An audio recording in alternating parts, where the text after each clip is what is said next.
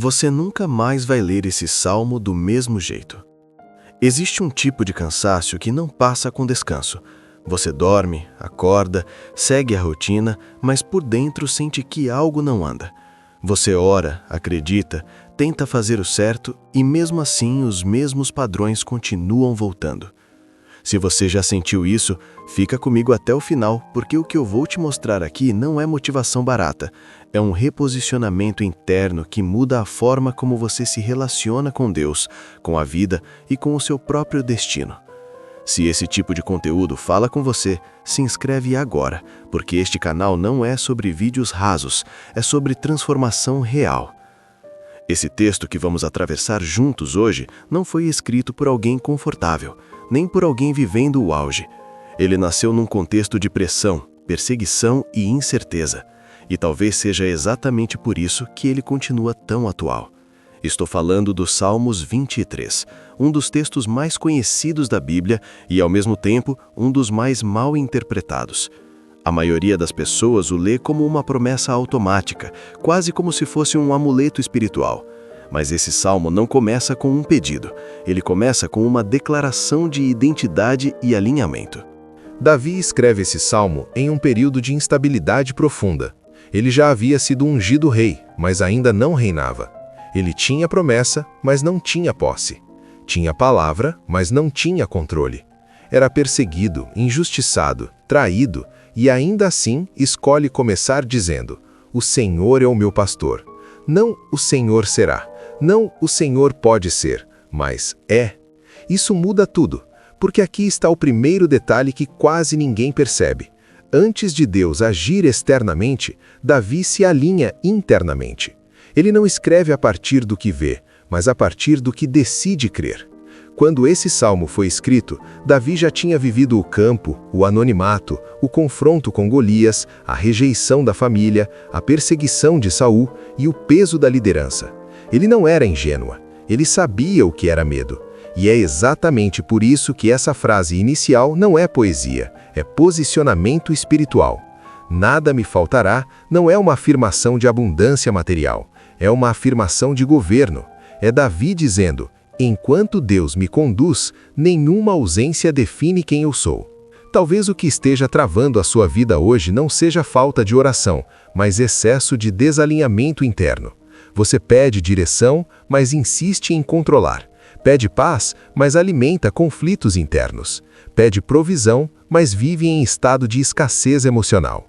Davi continua dizendo que mesmo andando pelo vale da sombra da morte, não temeria mal algum. Repara, ele não diz "se eu passar", ele diz "quando eu andar". O vale não é exceção, é parte do processo. O diferencial não é evitar o vale, é quem te acompanha dentro dele. E aqui entra uma revelação poderosa. O texto muda de linguagem no meio do salmo. No início, Davi fala de Deus. Depois, ele fala com Deus. Isso mostra a intimidade crescente. Quanto mais você atravessa o vale com consciência, mais sua fé deixa de ser discurso e vira relacionamento.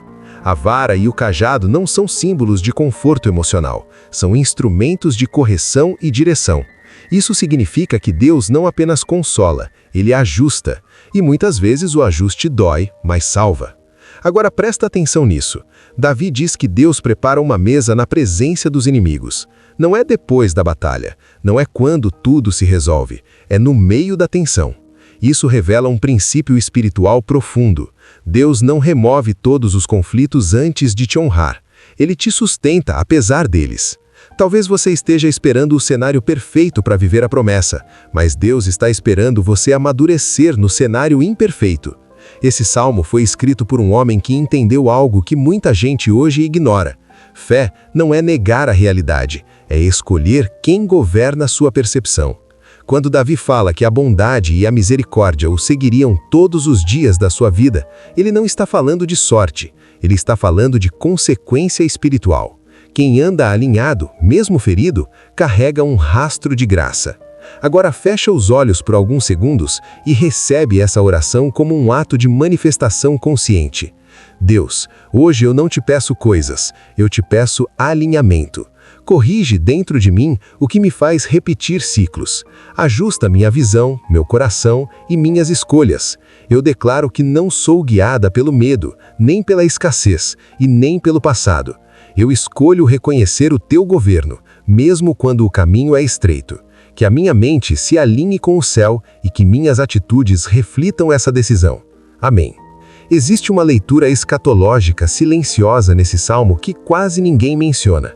Ele aponta para um tempo em que o pastor definitivo pisaria na história para conduzir pessoas cansadas, feridas e dispersas. Jesus retoma essa imagem séculos depois, quando diz que ele é o bom pastor. Isso significa que o Salmo 23 não fala apenas de Davi, ele aponta para um plano maior de restauração, governo e retorno ao propósito original. É uma sombra de algo eterno. E aqui está a revelação final. Esse salmo não promete uma vida sem vales, ele promete presença no vale. Ele não promete ausência de inimigos, promete mesa no meio deles. Ele não promete explicações, promete direção. Talvez sua vida não esteja travada porque Deus se afastou, mas porque você ainda não assumiu o posicionamento interno que ativa essa presença constante. Agora me diz, e se o que está faltando não for mais fé, mas mais consciência? No próximo vídeo, eu vou te mostrar a frase desse salmo que separa quem apenas acredita de quem realmente vive o que acredita. E ela é mais confrontadora do que parece. Se esse vídeo falou com você, se inscreve agora e compartilha com alguém que anda cansado de repetir os mesmos ciclos. Isso aqui não é só conteúdo, é começo de mudança.